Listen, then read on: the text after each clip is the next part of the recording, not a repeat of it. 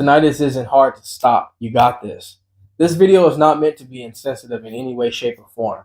This video is to inform you on what's going on and add a little bit of motivation and encouragement during your journey that you're going through right now. For some of you that are new to this channel or new to this video and you're trying to figure out what tinnitus is and what is all this stuff happening, basically tinnitus is essentially sounds that only you can hear that no one else can hear.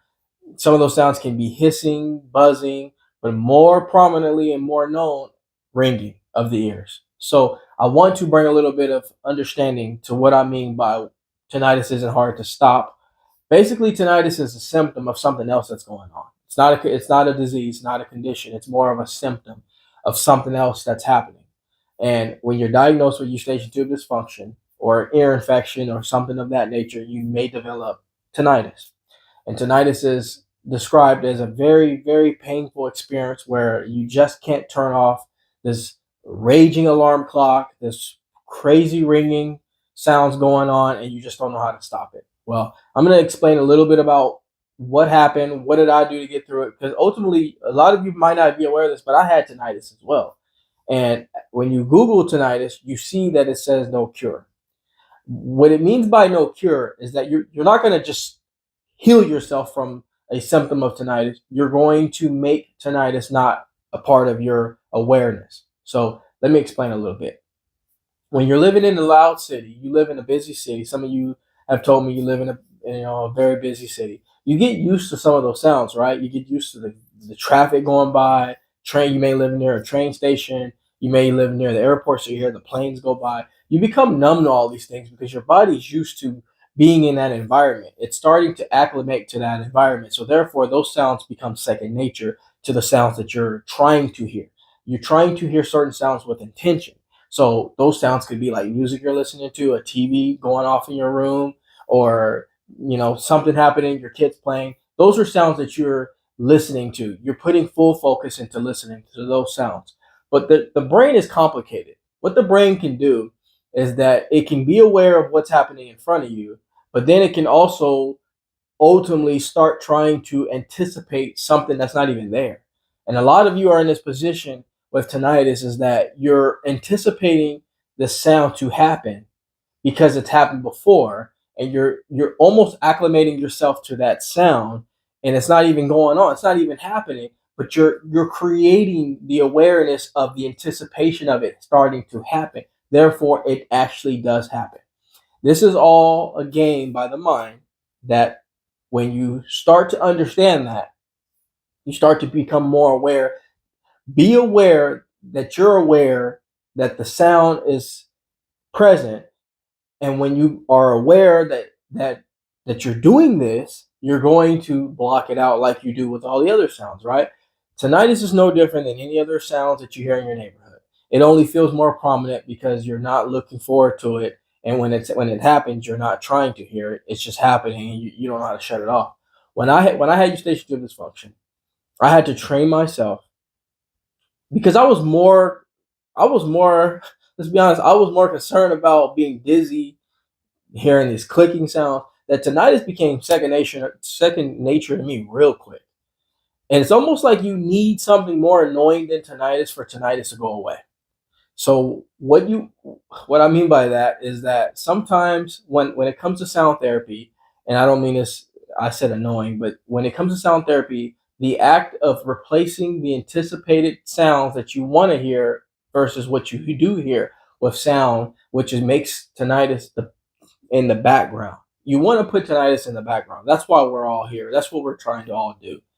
And tinnitus isn't really hard to heal from. What I mean by heal, it's not hard to become numb to at all if you think about it. It's just you're not being taught by professionals on how to do this. You're being told that you have it, and you're being treated in a way where, okay, this is what you need to take. Once you take this, hopefully it gets rid of that. And once you do this, hopefully it gets rid of that. Well, I have found that works for some, doesn't work for all people. It doesn't work for people. Some people are the analytical people. A lot of people want to know why something is. Give me the schematics of something. Tell me why I'm doing something before they understand why they need to do it. It's getting a little tense. I need some red light therapy in my life right now. So the problem is when you're going to a doctor's office and you're trying to be seen, or you're trying to explain to them what's happening, and they're telling you all these things. They're explaining. I've had all this done, so I'm just giving you background of what happened with me. So you're telling them their story, and it's almost like when I tell my story, they're not really backing up. They're not really coming back with questions related to what I just said. It's like they've heard it before. They become numb to my story because they've heard it 12 times already in that morning. So they're already thinking, okay, what can I give this person? Not putting down doctors, not saying they're not intelligent. I'm saying that this condition requires a little bit more, in my opinion, based on my scenario. I'm not going to base anything off anyone else's scenario.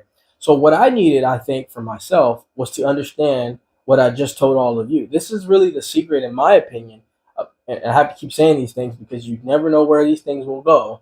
Is that when you're aware of what could help it, and on a personal standpoint. So like if the doctor told me, so basically tinnitus is your awareness of something that's happening because of your brain trying to interpret the sound that's not, that may or may not be happening, but the fact that you're trying to focus your energy and your attention on that buzzing, humming, or whispering sound, that you actually hear that sound. Therefore, you're numb to the sounds that are actually outside of the ear and playing out in real time. If someone would have told me that in an intelligent manner, I probably would to have respected the intelligence and the wherewithal of that, and it actually would have comforted me. Again, as I've stated before, everybody's different. There's different people in this world. I'm one of those people that if you explain me the dynamics of the situation, I will understand it and digest it better than if you just did it for me or told me what to do, like in terms of taking something or just do this and then let me know how it goes. Explain to me how I got here. And then also, if you could explain to me, of course, how I got here isn't all the doctor's responsibility, but if you could explain to me these principles, I can understand that. And I think if you understand a little bit more of the layers of that, you'll start to not panic about it so much because like it's being broken down in a way where, okay, I get it now. I understand that. That makes a little more sense now. And I think a lot of you out there are probably feeling like how I do. Again, it's just really communication is really the key to everything. You can take someone out of one of the darkest situations of their life by just simply communicating to them in a form where they digest it well and actually want to apply it versus them just hearing you speak out of a Wikipedia book, and they become numb to what you just said because you didn't say it in a personalized, strategic manner for them to digest it to even want to apply it. Leaving the doctor's offices sometimes can trigger more anxiety and symptoms because the doctor's office is ultimately the end result, if for many people, of whatever they're facing.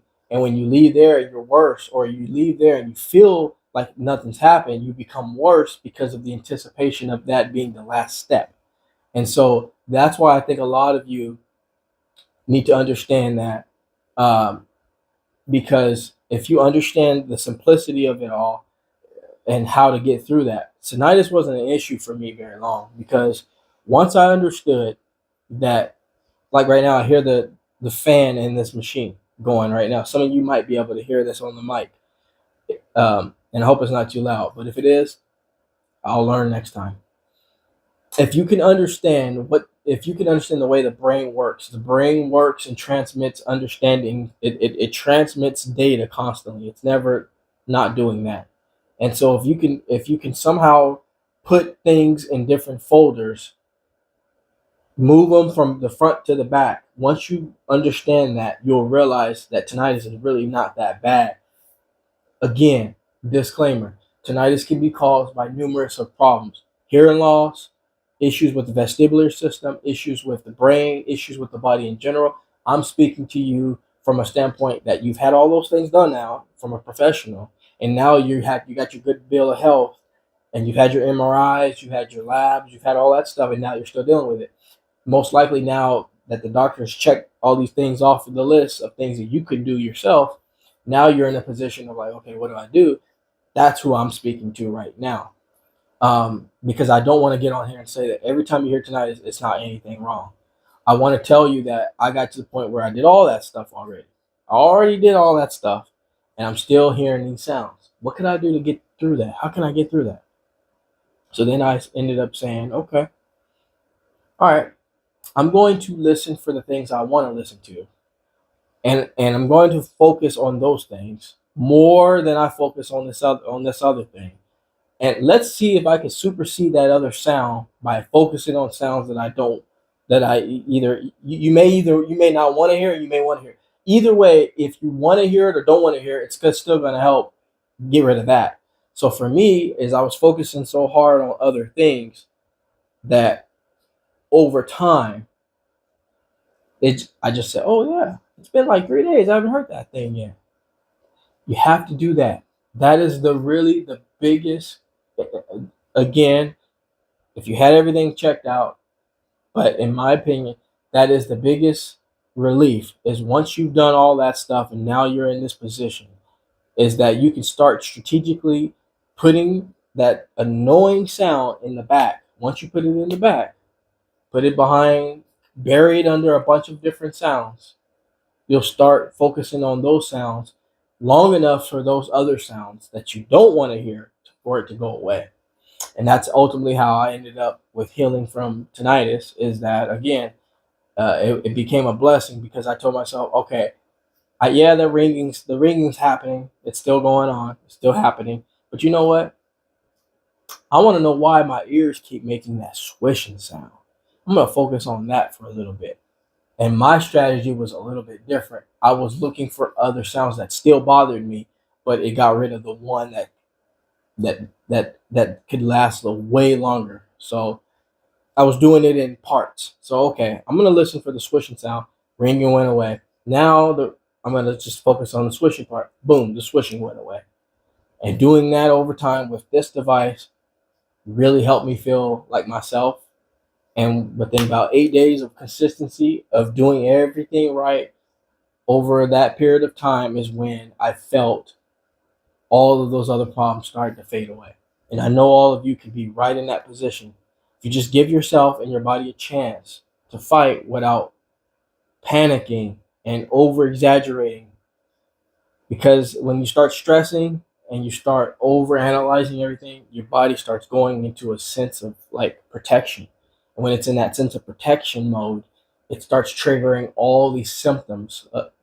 These symptoms start flowing and flowing, and they never settle down until you settle down. Once you begin to settle down, all your symptoms will start settling down too. So I hope all of this helps all of you out there. I hope this video is going to be very easily digested. I know it was a little long, but I hope all of you can understand what I mean in this, and that it's all in the mind. You don't need to scramble around looking for other things out there. You don't have to go all over the place trying to find this remedy, trying to find these pills, or trying to hunt the next best thing. Sometimes it's so much better to just start here and work your way out by simply just going back to the basics. Hope this video finds all of you well, and I will see you in the next video. Take care, everybody.